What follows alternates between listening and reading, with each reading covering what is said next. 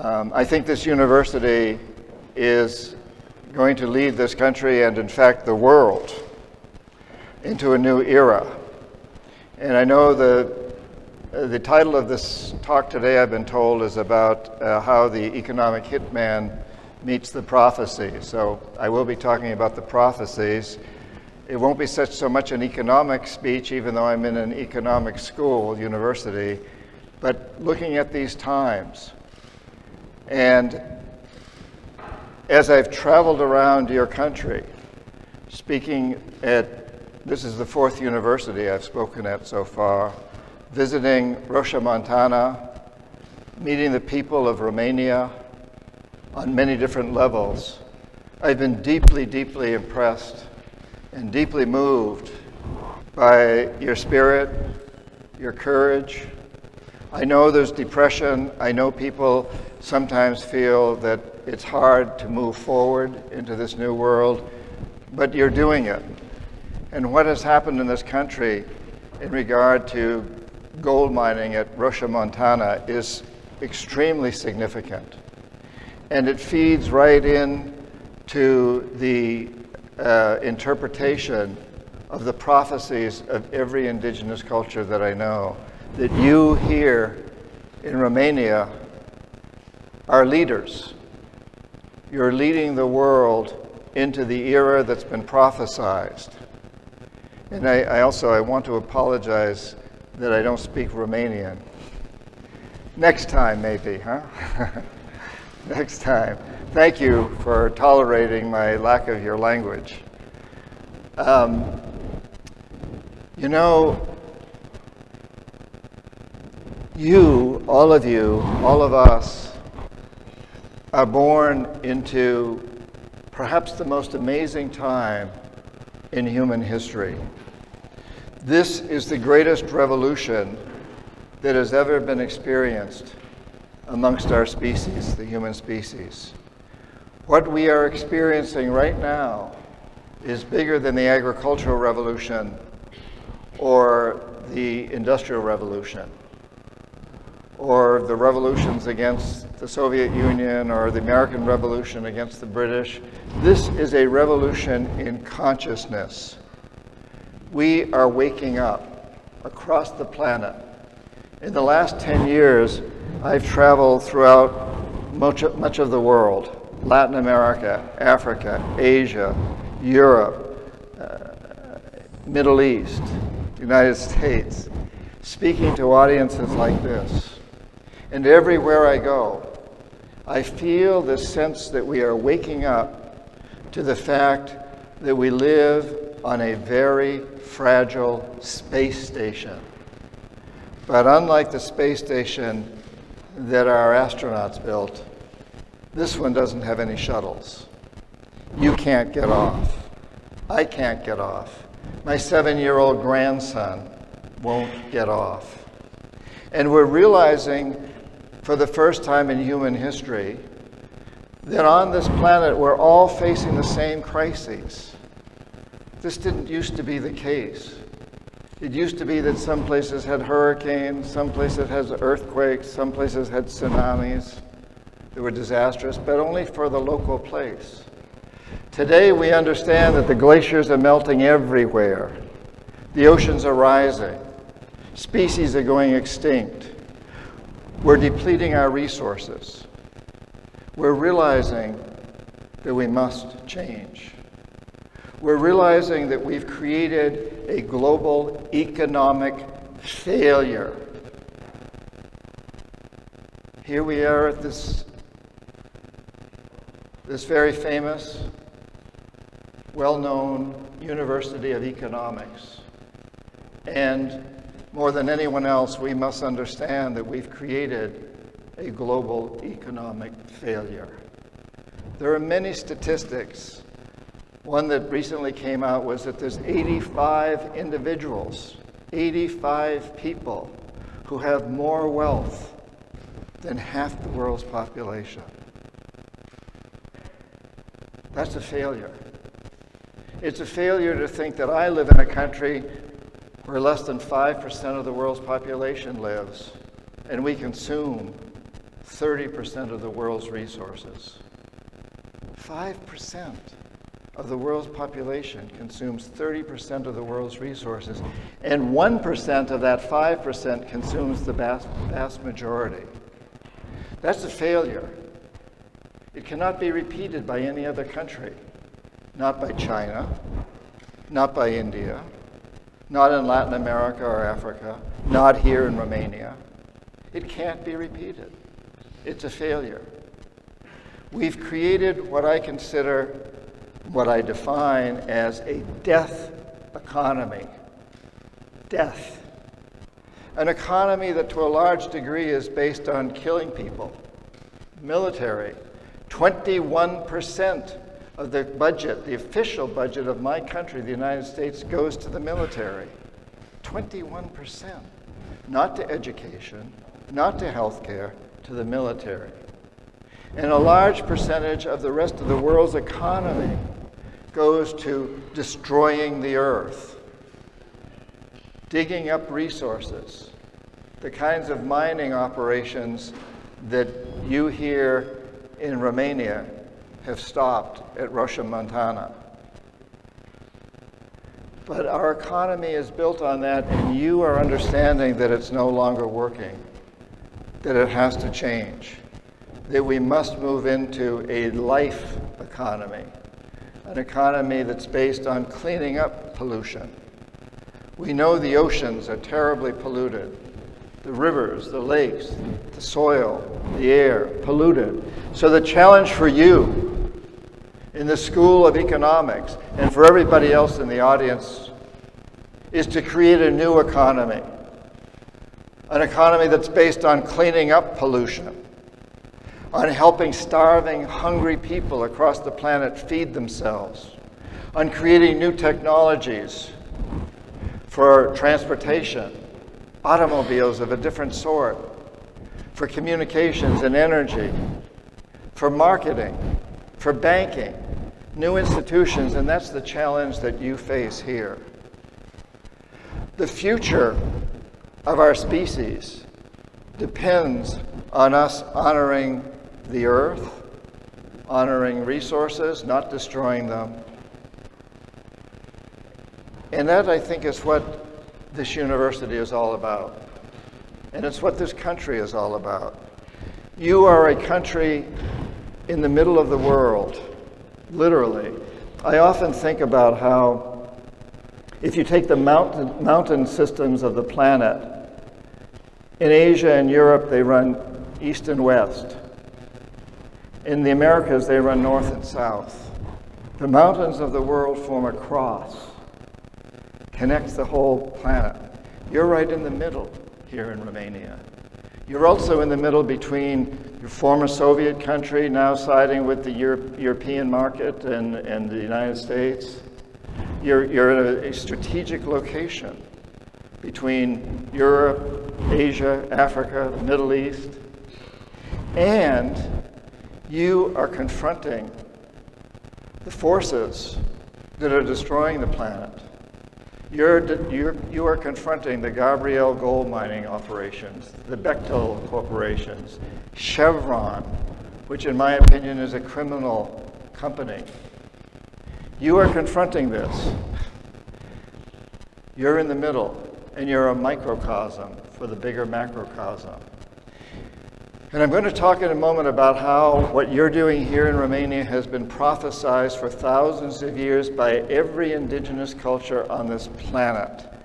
But before I do, I want to talk a little bit about how I think we got to this disastrous, failed economy, because I was part of that process. So officially, I was chief economist at a major consulting firm in the United States. Chief economist, but really what we were known as were economic hit men. Why?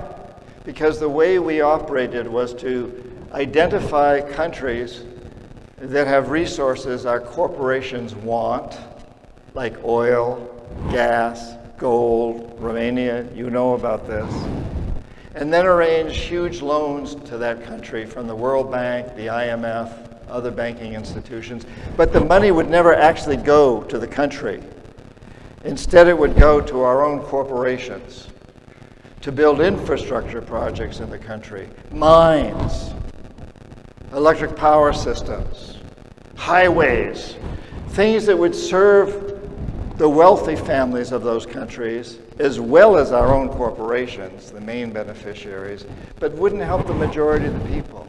In fact, would hurt the people, because trying to pay off the loans, paying the interest on the loans, would mean that you couldn't pay for education, health care, other social services. And in the end, you can't pay the principal. And so we come back to you, the economic hitmen, and say, hey, since you can't pay off your loans, sell your resource, your gold, your oil, your gas, to our corporations, cheap, without any environmental restrictions. Tear up the earth, we don't care. Without any social regulations. Make your people slaves if you have to. Don't pay them enough money, we don't care. And privatize. Sell your electric utilities, sell your water and sewage systems, sell your schools, sell everything to our corporations. That was my job, was to convince the leaders of countries like yours to accept these huge loans, knowing full well they could never pay them back, and use the loans to hire our companies to build these projects that would help a few rich families here, or in whatever country it was. And if the leaders of the countries didn't agree, then people we called jackals go in and either overthrow the government or assassinate the leaders. I had this experience in Ecuador, where the democratically elected president, Jaime Roldos, refused to take the loans. He refused to accept the corruption that I was bringing. And in Panama, where Omar Torrijos refused, and both of these men were assassinated. In the few cases where the jackals also failed, like with Saddam Hussein and Gaddafi, then the military goes in. And what has happened from all of this is that we have created a global empire. It's not an American empire, it's a corporate empire. The corporations control Romania, China, India, Russia, the United States. Basically, today we have corporate control around the world. It isn't a conspiracy. These corporations don't get together, the leaders of the corporations, and conspire to do something illegal. They don't have to. They're all driven by one single goal, and that is to maximize profits regardless of the social and environmental costs. That was not the goal when I was in a school like this one in the United States. When I was studying business administration and economics in the United States, I was taught in the late 60s, a long time ago, that the goal of a corporate executive is to make a decent rate of return for investors, but also, and more importantly, to create a good, ethical corporation, to pay employees a decent salary and give them health care and health insurance and retirement funds. To take a cut in salary, the executive was told, you cut your salary before you lay people off.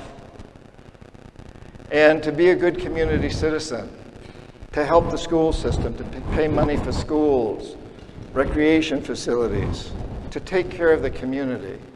That all changed in the 1970s when Milton Friedman won the Nobel Prize in economics by saying, in short form, the only responsibility of business is to maximize profits, regardless of the social and environmental costs.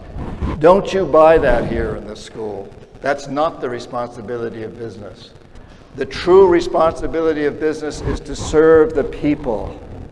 Business needs to make a decent rate of return on capital to get investors, and we need investors today. We need growth. They're starving people. This terrible pollution. We need people to invest in ways to clean up pollution and to make a better world for my grandson and for every other child on this planet. In Romania, in Indonesia, in Bolivia, in the United States, wherever, everywhere. We need investors. But we need people to invest in corporations that are committed to making a better world. And I have to say, for you business students, there's a great precedent for this. In the United States, for the first 100 years that we were a country, no corporation could get a charter to operate unless it proved it was going to serve a public interest. It didn't have to prove it was going to make a profit, just that it was going to serve a public interest. And the charter lasted on average for 10 years. And then the corporation had to go back and demonstrate that it had served a public interest and guarantee that it would continue to do that. That all ended in the late 1800s when we had the robber barons and our Supreme Court in the United States decided that corporations had the rights but not the responsibilities of individuals. We, on this planet, across the globe, in Romania, in China, everywhere, need to make a new set of standards for our corporations. It is not about maximizing profits. It's about making a return on investment and creating a better world for everyone. Now I want to know what you're feeling. Are you ready to go out there and make sure the corporations do that? That wasn't very enthusiastic. Are you ready to get the corporations to make a better world for you and your children? Yes. That's better. Let me hear a little louder. Are you really ready? Yes. Thank you, Romania. Yes. And I have to tell you that across this planet, wherever I go, including in China, in India, in Nepal, in Tibet, in Ecuador, in Brazil, in Argentina, in the United States, there are audiences saying the same thing. We are ready. You're not alone. But I think here in Romania you have an amazing opportunity because you're a country in the middle. You're in this cross. And you've already shown the world that you can take a leadership role by stopping this terribly destructive gold mining at Russia, Montana. You've shown you can do that. There are better ways to make a living. There's better ways to increase an economy. You here have this beautiful country. I've been traveling across it and I'm so impressed. And I'm so impressed with the people here. I know there's depression, I know there's fear, I know there's worry about the future. You've got an election coming up. There's a lot of discontent. There's a lot of accusations of corruption. Microsoft. I live in Seattle, where Microsoft is located. There's a lot of accusations, there's a lot of concern, but above all, what comes through to me is what you've accomplished. What you've accomplished with Gabrielle Gold and stopping them from creating a huge lake of cyanide, turning a beautiful valley into a lake of cyanide. You stopped that. And you're fighting Chevron. Chevron is a criminal organization, in my opinion. You need to fight them. And fracking. You don't need fracking. There's better ways to get energy than through fracking. You are taking a leadership role. I have friends in Chile, South America, and in Chile just recently they passed laws prohibiting gold mining operations. My friends in Chile have told me that Romania is the inspiration. They've been reading about what you did here with Gabrielle Gold, and they've been inspired. So it's time to move into a better world, a new world, a world our children will thank us for. And you're in a leadership position. So I want to take just a few moments now to talk about these prophecies, because as was mentioned, I've done a lot of work with indigenous people, starting in the 1960s when I was in the Peace Corps living in the Amazon, deep in the Amazon with indigenous people. And I was dying at one point, and an indigenous shaman saved my life. He saved my life by teaching me that I had a bad mindset toward the food I was eating there and the things I was drinking, and I was getting sick, but I wasn't getting sick because of the food or the drink. I was getting sick because of my attitude, mindset. And once I understood that, I could move beyond it. And after I got healthy, the shaman then demanded for payment that I become his apprentice, his student. And it opened the doors for me after that as I traveled around the world to Indonesia, to Iran, to Egypt, to many other places to study with other shamans.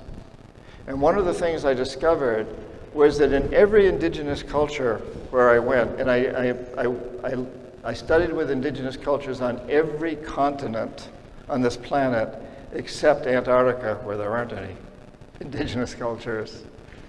And every one of these cultures has a prophecy that this is the time for the opportunity for tremendous transformation, for moving into a new era of human evolution. And I'm just going to tell you a couple of those prophecies. So I'll start with one that probably many of you have heard of, the Mayan prophecy of 2012, which Hollywood and other people have tried to portray as a doom prophecy. It's not at all. It's a very optimistic prophecy. This prophecy comes from the Popol Vuh, which is the ancient sacred text of the Mayans, like the Bible. The Popol Vuh. And in the Popol Vuh, it states that way back in the ancient history, there was a leader, a king, a divine king whose name was Seven Macaw. Seven Macaw. Macaw is a big bird. That was his name. And he was characterized by brutality, by exploitation, by violence, by materialism. And a boy and a girl, twins, came along. They're known as the hero twins.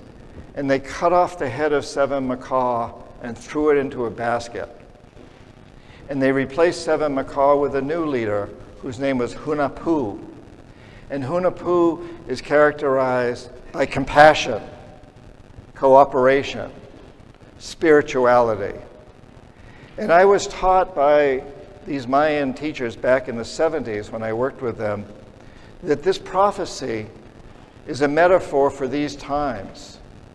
That we have entered the time when it's time for all of us to cut off the head of the old way, the way of Seven Macaw, of brutality, violence, exploitation, materialism. Cut off the head and replace Seven Macaw with a new paradigm, the new era, which is characterized by cooperation, compassion, spirituality. But the prophecy says that the leader will not cut off his own head. Your president won't cut off his own head. Neither will my president, Obama. He won't cut off his head. We, the people, the boys and girls, the hero twins, we, the women and men, have to do it. We have to take the responsibility. You can't just blame your leaders. You have to take the responsibility. And I think particularly in a university like this, which is training and teaching the leaders of Romania and many other places for the future, this is where the responsibility starts. We are the ones who must cut off the head of the old system and replace it with the new. And the reason that 2012 was so important, in fact, there's a date, December 21st, 2012, that was told way back thousands of years ago. The Mayan astrologist said this is a very important date, and the reason is because on December 21st, 2012, the sun enters the center of the Milky Way, the star system that's called the Milky Way. There's a dark hole in the middle of the Milky Way, and on December 21st, 2012, the sun entered that hole. And that was seen as symbolic of the head of the old times being thrown into the basket, the sun going into the hole of the Milky Way. Mayan astrologers thousands of years ago said that that would happen on December 21st, 2012, and it did. And so that is seen as a key time in this transition period. So we have really now entered this time when it's right for you, the women and the men, to take control, to cut off the old head of the old way and replace it with the new. That's the Mayan prophecy from Central America. There's another prophecy from the Amazon and the Andes that's called the eagle and the condor. And that prophecy says, back in the midst of time, and this prophecy was stated about 2,000 years ago or more, and back then they said, back in the midst of history, back a long time ago, human societies decided to take two different paths. One was the path of the condor, which they said was the path of the heart, the path of passion, of intuition, of art. We might even say the feminine path. And the other was the path of the eagle, which was said to be the path of the mind, the brain, industry, science. Maybe we'd call that the male path. And the prophecy said that the two societies, these two branches of human society, would go in different directions for many years. And then in the fourth Pachacuti in the Quechua language of the Andes, the Incan language, means a 500-year interval. In the fourth Pachacuti, which began in about 1500, the eagle and the condor peoples of the world would come together and clash. And the eagle would be so powerful that it would practically drive the condor into extinction, but not quite. Now we know that happened. 1492, Columbus. After that, the industrialized people of the world, the Europeans particularly, practically drove the indigenous people into extinction, but not quite. The prophecy then goes on to say that in the fifth Pachacuti, 500 years later, the year 2000, the opportunity arises for the eagle and the condor to fly together, to dance in one sky, to mate, and to create a new species, us. This new species may look the same, we may not change the way we look, but it's about a new consciousness. And we know this has happened. So beginning in the 1990s, people in Europe, people in the United States, people in the eagle cultures began to take a strong interest in indigenous cultures, in shamans. That's when I wrote books on shamanism. And it's continued. And the shamans and the indigenous cultures came out of hiding and offered to share their knowledge. So we know this is happening. But once again, the prophecy doesn't say that new consciousness will happen. It says we must come together. You and I must make it happen. We must take actions to make it happen. All the prophecies say this. And I'll just share one more, because it's from the other part of the world. I talked about the Americas. This is from the Himalayas. This is the Buddhist prophecy of the Himalayas. And that prophecy says that the 14th Dalai Lama is the last. Well, this one's the 14th. And I've always wondered, what does that mean? Is he really the last? And I had a strange piece of good luck. Several years ago, I was leading a group of 33 people into Ladakh, which used to be part of Tibet and now is an Indian protectorate. Unlike China, the Chinese part of Tibet, the Dalai Lama is allowed in Ladakh. He goes there. I was there with 33 people, and the Dalai Lama happened to be there also. And on the last morning, as the 33 people in my group and I are in the airport at Leh Ladakh, about to fly to Jammu, India, we're sitting in the airport very early in the morning, and the Dalai Lama comes waltzing in. He wasn't actually waltzing. The Dalai Lama comes in with his entourage, and under his arm, he's carrying my book, Shape-Shifting, which was quite astonishing. This is one of the books that Alexandra mentioned impacted her.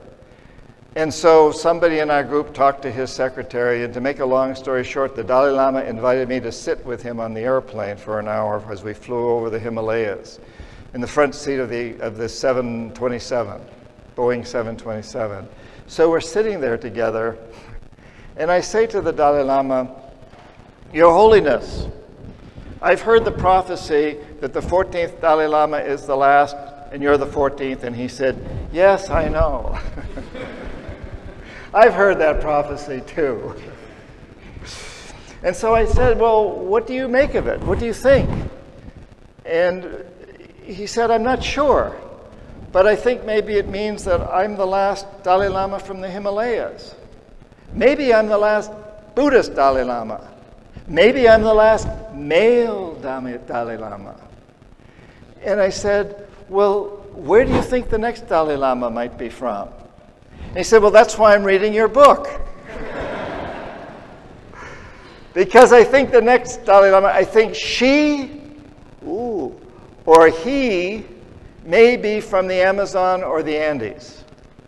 Well, this really blew my mind, because I don't know anybody in the Amazon or Andes who knows anything about all the gods and goddesses, the Dakinis and the wrathful deities in the Buddhist tradition.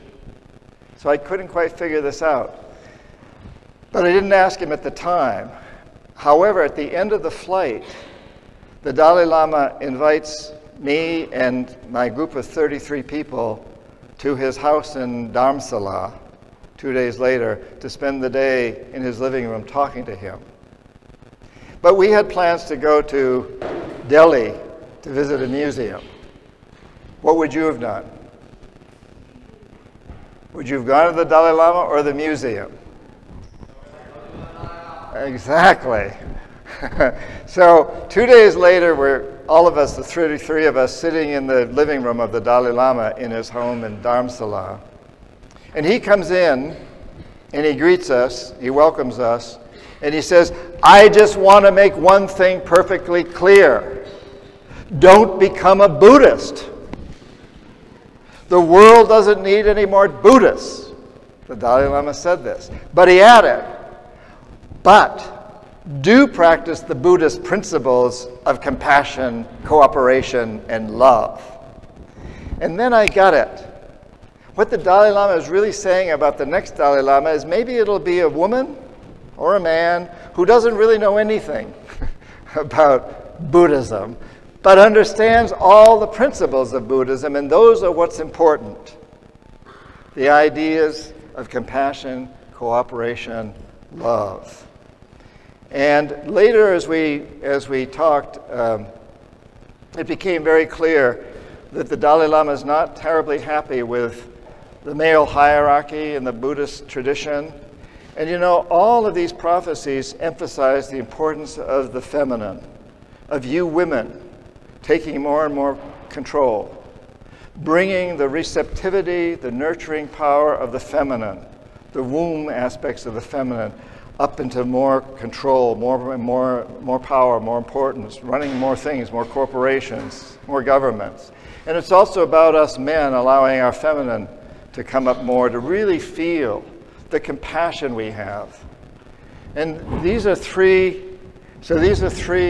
prophecies. There's the prophecy of the Mayan people of Central America, 2012, the prophecy of the eagle and the condor of South America, and the prophecy of the 14th Dalai Lama from the Himalayas. All of them are telling you that you're born in a time with the opportunity for tremendous transformation, for elevating to a higher level of consciousness, rising up. But you have to make it happen. We have to do this together. So I'll just have a few more minutes, and then I'll open this to questions and discussions. But I just want to talk a little bit about what can you do personally? What can each of us do personally? Well, I think, first of all, it's important to understand that this new empire that we have is ruled by corporations. And the corporations are ruled by you. They're not really ruled by their chief executive officers. They're ruled by the customers, the people who buy their goods and products, and those who invest in them. You have power over corporations. We all do. In the way that we shop, and also it's important to send messages. And email makes it easy to send messages to corporations. Let the corporations that are doing a good job, that are working toward making a better world, know that you want to buy from them and you keep up, that keep doing a good job. Let the ones that are not doing that know that you will not buy from them. Send them emails. Let them know. Their executives know what the emails say. They don't read all the emails, but they get matrices every month telling them what the emails say. You have power. I think about how when I was in college, many years ago, there was apartheid in South Africa. We boycotted corporations that supported it, and apartheid ended pretty much. We had terribly polluted rivers in the United States, and I think you did here, and forced corporations to clean them up. They did it because we wouldn't buy from them if they didn't. We forced corporations to open their doors wider to women and minorities. When I went to business school in Boston in the late 60s, there were 250 students in my class. 5 of them were women. 5 out of 250. Now there's more women than men in that school, and I look out here and see a lot of beautiful women. Things are changing because we forced them to change. And we now must take this to a new level. And we must force the corporations to change from their goal that was defined by Milton Friedman from maximizing profits to a goal of making a better world. And another Nobel Prize winner in economics, Joe Stiglitz, who happened to have also been chief economist at the World Bank, he says the same thing, that we must force corporations to take responsibility for making a better world. Stiglitz says it's not what Friedman said. There's a new world now, that we must force those corporations. So we can do it as consumers, as investors, and many of you will be in high positions in corporations. You can make that happen. Remember, corporations don't have a conscience. It's just what we give them. I've known a lot of corporate executives, and I don't know any evil ones. I don't know any sociopaths. I'm sure there's some out there, but I don't know them. I know corporate executives that want to make a better world, and they're waiting for us to send them the message that that's what we want, that we're only going to buy from the ones that make a better world. So one of the things we can all do is work on changing corporate mentality, that mindset, that consciousness in corporations. No more it's all about maximizing profits. Instead, it's about making a decent rate of return and creating a better world. Beyond that, what can each of you do? What can you do? What can you do? What can you do? What can you do? What can you do? You can follow your passions.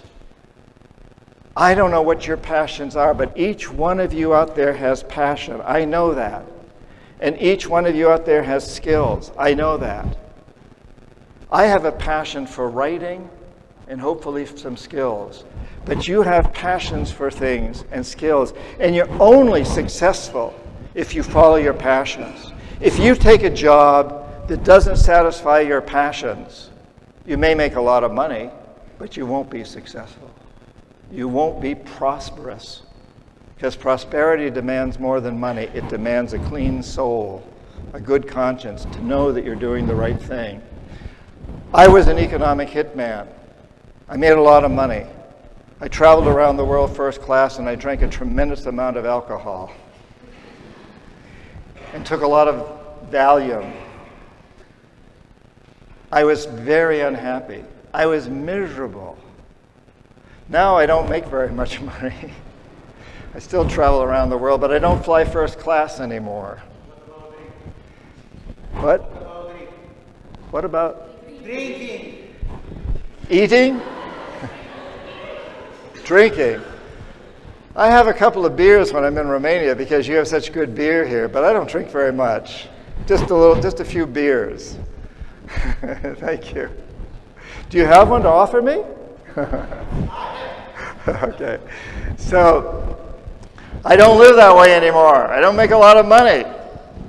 But I'm really happy because I get to hang out with you guys.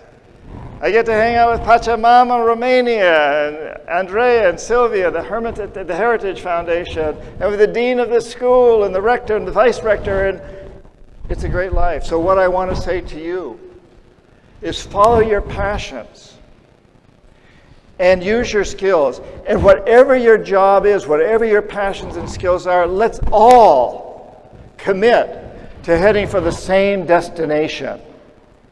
The destination of creating a world that our children and grandchildren will want to inherit, of creating an environmentally sustainable, socially just, spiritually fulfilling world. And those are the three goals of the Pachamama Alliance. Environmentally sustainable, socially just, spiritually fulfilling world. If we all use our individual passions and skills, but we head for the same destination, we'll get there. Guaranteed. And I really encourage you all to join movements. Join the Pachamama Romania. Join the Heritage Foundation.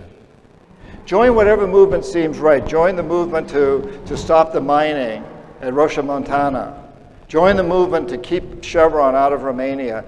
Join whatever movement appeals to you. A movement to save birds, a movement to save cockroaches. I don't care. Join movement, because when people come together, it's powerful. And you here in Romania have started a new movement that's about the rights of nature.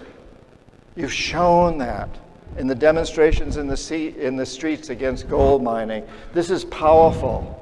You will be a leader. So as you move forward, you've got so many opportunities here in the field of ITT, in the field of agriculture, in the field of alternative energy, in the field of new technologies, in the field of the rights of nature, and using this country as an example of how the new economy is going to develop, this new life economy. When I was in China, and this is the last thing I'm going to talk about. When I was in China recently, I was lecturing, I was keynoting at a large conference of Chinese business students, like many of you. And as I hung out with them later, they kept telling me, you know, China created a miracle. We are the only country in the history of the world, as far as we know, that's had double-digit economic growth for 3 decades. A miracle. And it came at a terrible price socially and environmentally, a terrible price socially and environmentally. But we learned we can create a miracle. Now we, the new generation, we're going to create a miracle and be the greenest country on the planet. We're going to be the greenest. Well, I want to tell you in Romania, don't let that happen. Let Romania be the greenest. You business students, you other people out there, make Romania be the greenest. And I'll tell the Americans the same. And I'll tell the Turkish people the same. And I'll tell the Ecuadorians the same. Let's have a World Cup of green. Let's see who can be the greenest planet. Let's truly create the spaceship, Earth, in a way that it will allow us human beings to thrive, to enjoy an environmentally sustainable, socially just, spiritually fulfilling world. And so, this is your time.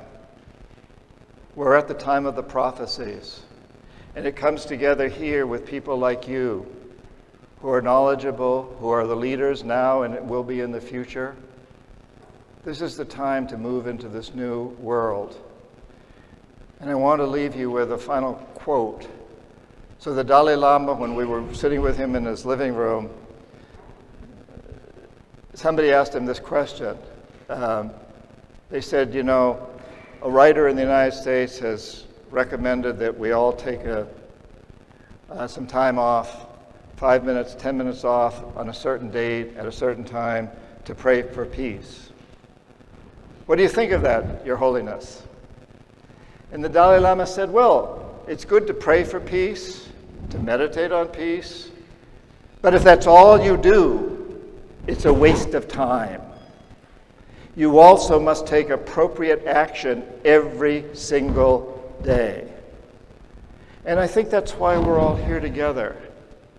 Every one of us to commit to praying for a better world and to take appropriate action every single day. I think we're here so that my 7-year-old grandson, in about 6 decades, when he is approximately my age, can say, thank God, all those people came together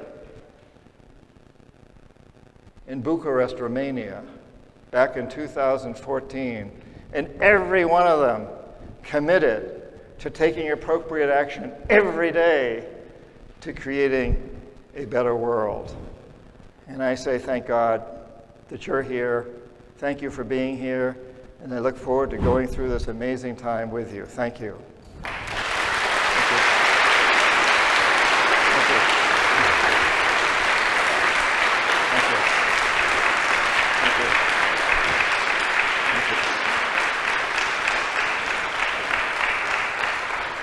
Thank you.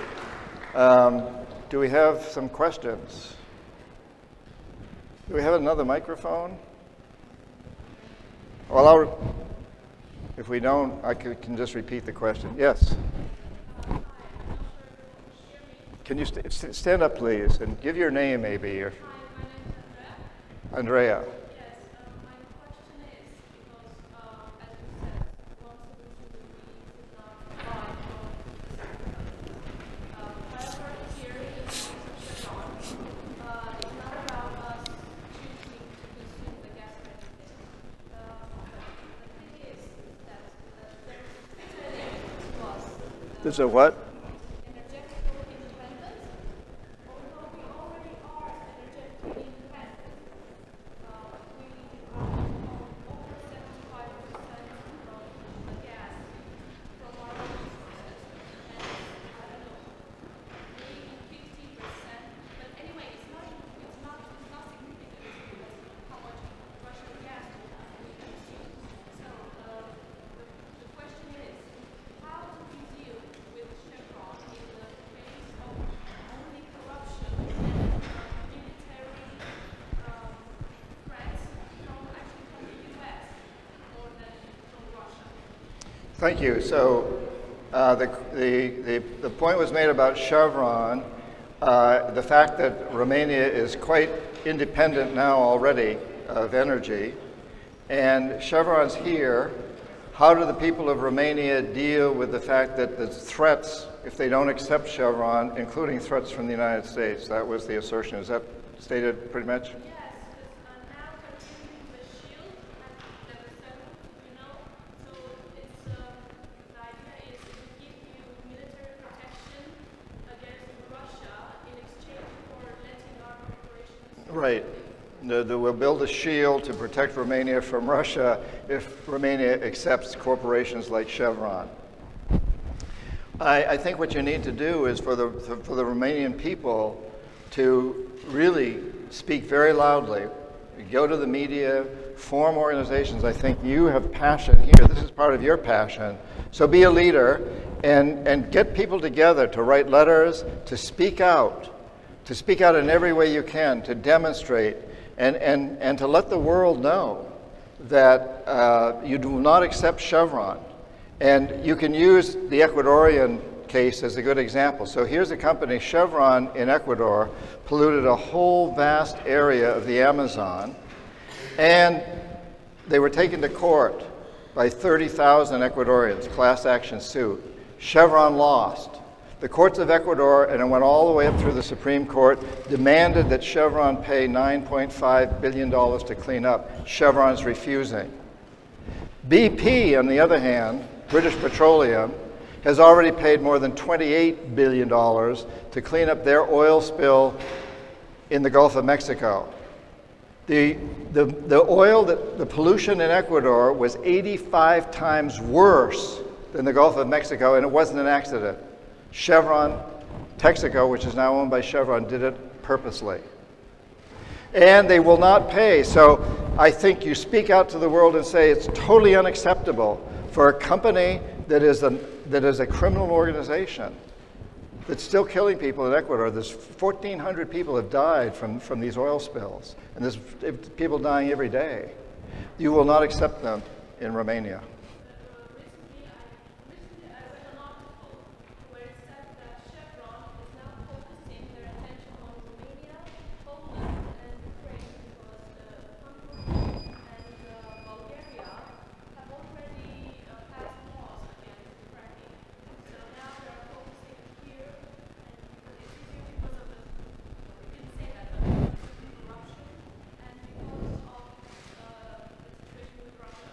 So it's a beautiful example of a time when you can take opportunity and say, look what these other countries have done, and vote in the same laws here.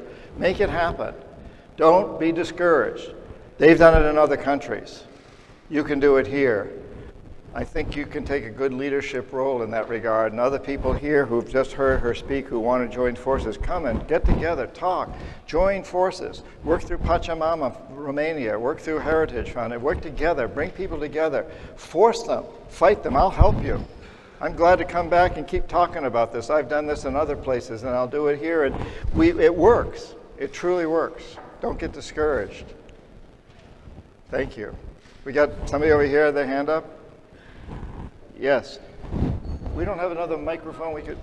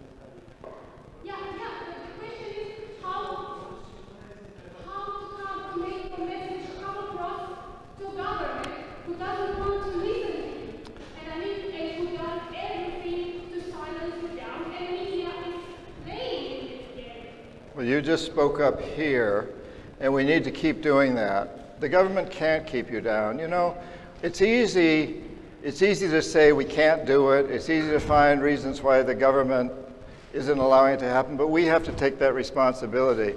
For most of my lifetime, my country opposed the Soviet Union. And we were told the Soviet Union would never collapse. The Soviet Union would always be there. It's not here anymore. You were part of it. You're not anymore. That's a miracle. Miracles happen.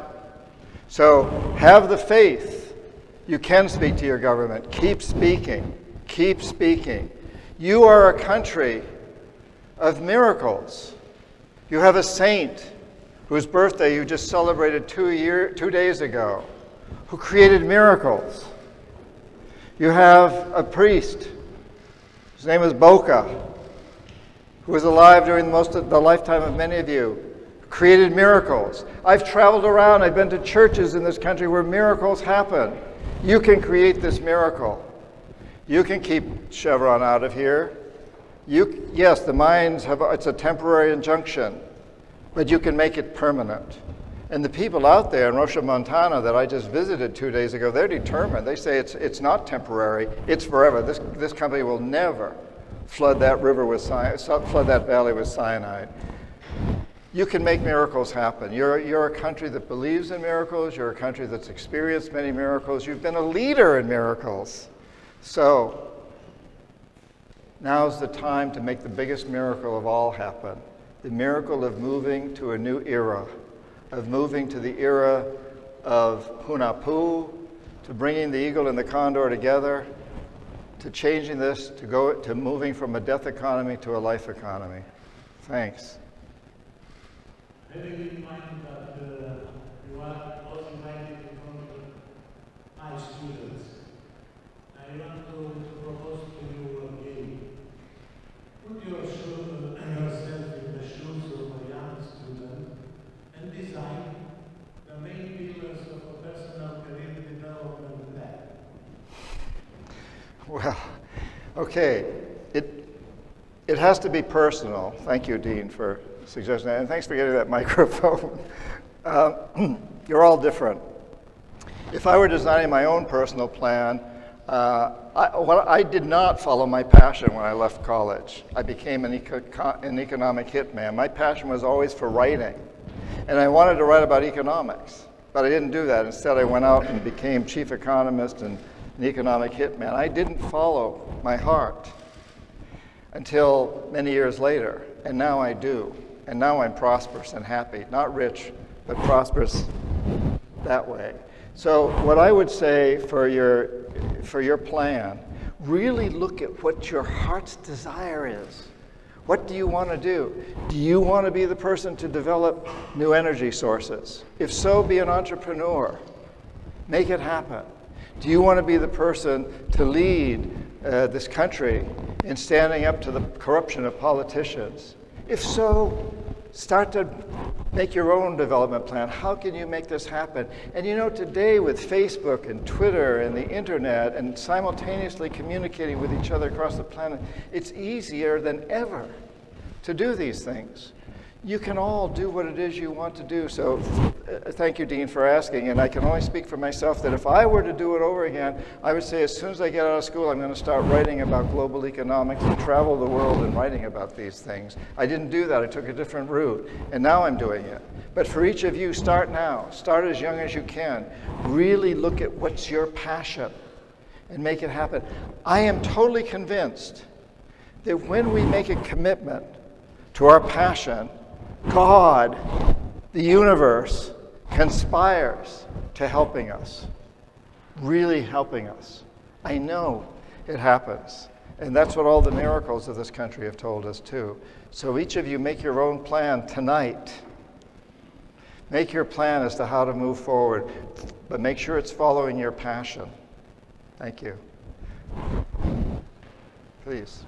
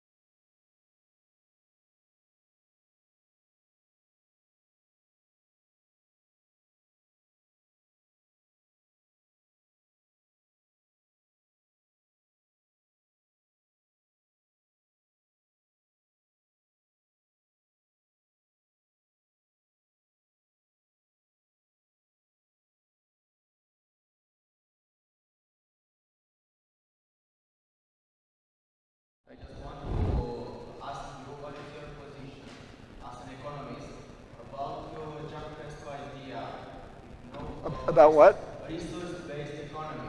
Just press idea. As an economist, if you A research-based economy? research-based economy, Resource-based. an economy without money is the Zeitgeist documentary presented that idea, and I saw you in that documentary, if I remember well. A resource-based currency, basically, you're talking. The currency, the money system. Yes. As opposed to the central bank. Yes. Yes.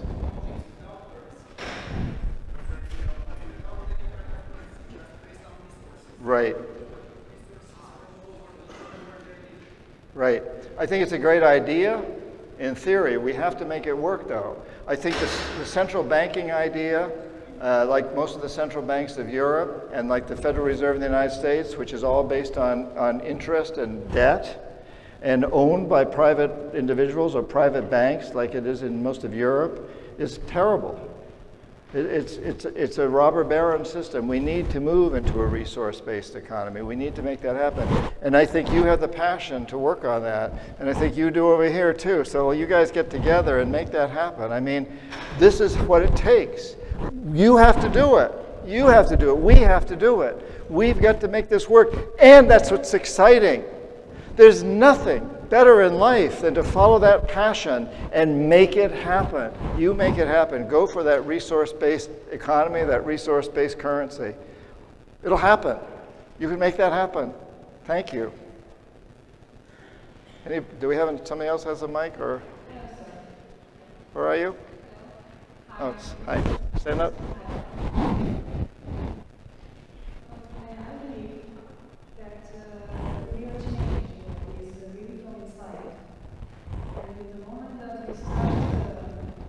Enriching our inner universe and envisioning a different life,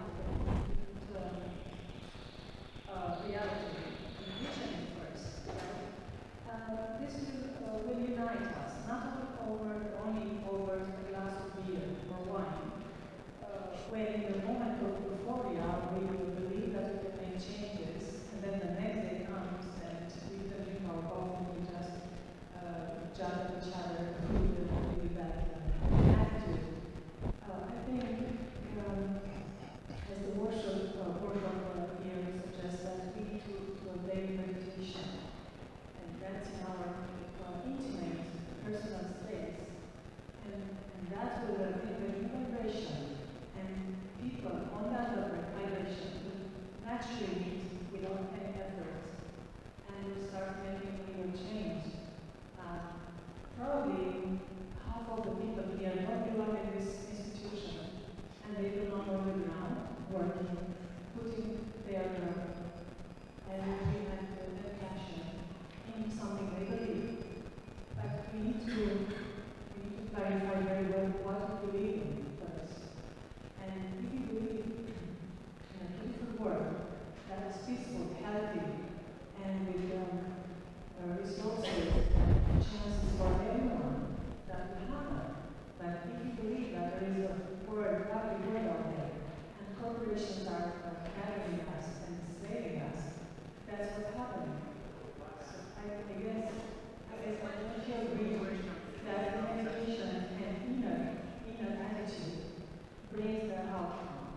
And which is encouraged with daily meditation, which doesn't have to transform us in a Buddhist. But we need to reset. I noticed many people in the successful world, even in the US, that they have a reset of 5 minutes in the morning. And it's not a ritual, it's not something extraordinary, it's just going inside. My question is, because I have to get to the question, if you agree that an inner universe must be cultured before the outside world. Yeah, well, I think, thank you. It's a time for question and answer. We ask, enjoy, answer. Well, Please, please. thank you. But yes, I meditate every day. I meditated for 5 minutes before coming on this stage. I wanted some peace and time. I think it's very important, that inner knowledge, that inner satisfaction, and that's really what I'm talking about with passion too. That's how we get to our passion. So thank you for bringing that up. I deeply encourage that. It's both, it's inner outer, but I think, you know, what we're finding, what I'm finding across the planet now, is the inner sense of being in people across the planet is changing. We are really moving. Everywhere I go, people are studying more yoga, more meditation, they're into prayer, they're so on. So this is happening. We're having an awakening, this consciousness that the prophecies are coming true. Thank you. We have one, how many? One more, maybe, yeah. Thank you. My name is a very short question. Is the love deficit the causes of global crisis? Say again? Is the love deficit the causes of global crisis? Is the love? Love deficit. Love deficit. Oh, yeah, thank you. I think, you know, part of the cause of global crisis is this idea of hatred, of anger, of war, that it's their fault. They're the bad ones. The communists, it's the communists' fault, it's the Muslims' fault, it's ISIS's fault, it's somebody else's fault, it's the corporation's fault. It's always our fault. We're all in this together. It's nobody's fault, but we're all in this together. There's no them and us. There's no environment. Let's protect the environment. No, we are the environment. So to feel that we're all in this together, and yes, love, you know, a piece of, you know, it's a life economy is about a love economy. We need to open that up. What do all human beings want more than anything else? Love, acceptance. So let's work for that. That should be where we go now. That's the next step. And I'm just going to answer one more question that you haven't asked yet, but so far every time I've spoken, I've gotten this, people haven't asked the question necessarily, but they come up when I'm studying books and ask me, so John Perkins, why are you still alive? So I'm going to answer that question. When I first stopped being an economic hitman, I started to write a book about that life and about. I tried to contact other people who'd been in that same business or who had been jackals, and then I was contacted, and my life was threatened. And my daughter was born in 1982, and they threatened her life too. At about the same time, I was asked to go out to dinner by the president of a large consulting firm in Boston and New York, Stone & Webster. And he said, you know, John Perkins, you have a great resume. I'd been chief economist of one of his rivals. We'd like to use your resume in proposals. You don't have to do any work for us. Just let us use your resume. And I'd like to pay you $500,000. Tomorrow I'll write you a check. Consultant's retainer. Just don't write that book. So my life is being threatened. My daughter's life is being threatened by people I take seriously. I've seen them kill presidents. And at the same time, I'm offered $500,000 not to write a book. What would you do? I took the money, yes. Took the money, and I have to say that I didn't buy a new car or a big house. I invested the money in working with indigenous people in the Amazon, the very things that started the Pachamama Romania grew out of the work that I did then. And so it wasn't against my contract to write those books. I just couldn't write the book about economic hitmen. And then 9/11. On 9/11, I was in the Amazon. When I came home, I went to ground zero, and I looked into that smoldering pit, and I knew I had to write the book. But this time I decided I wouldn't tell a soul, that it wouldn't be an expose. I wouldn't contact other economic hitmen. I would write a personal confession.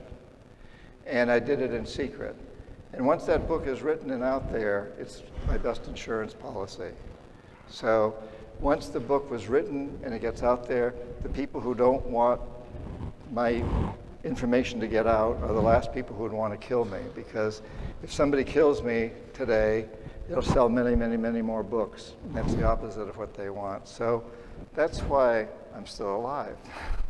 That's the short version.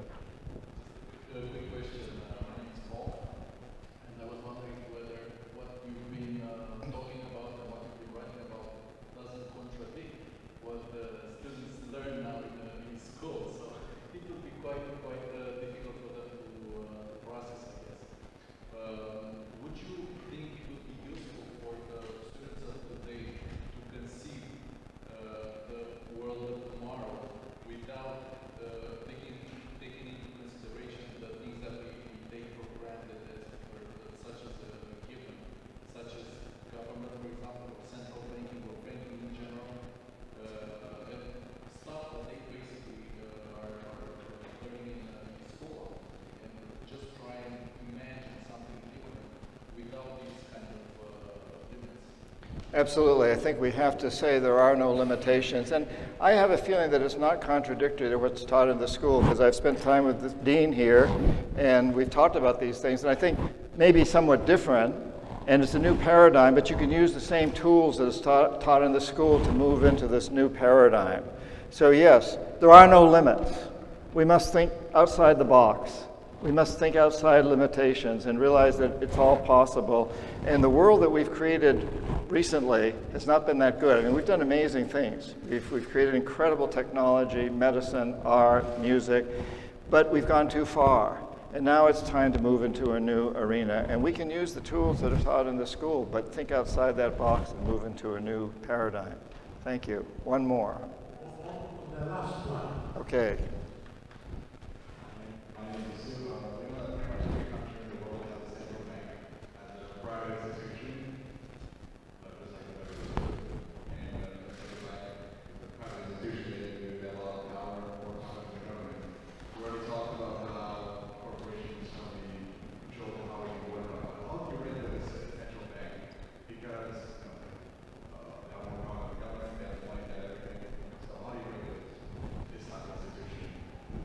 Well, I think that's not my field of expertise, first of all.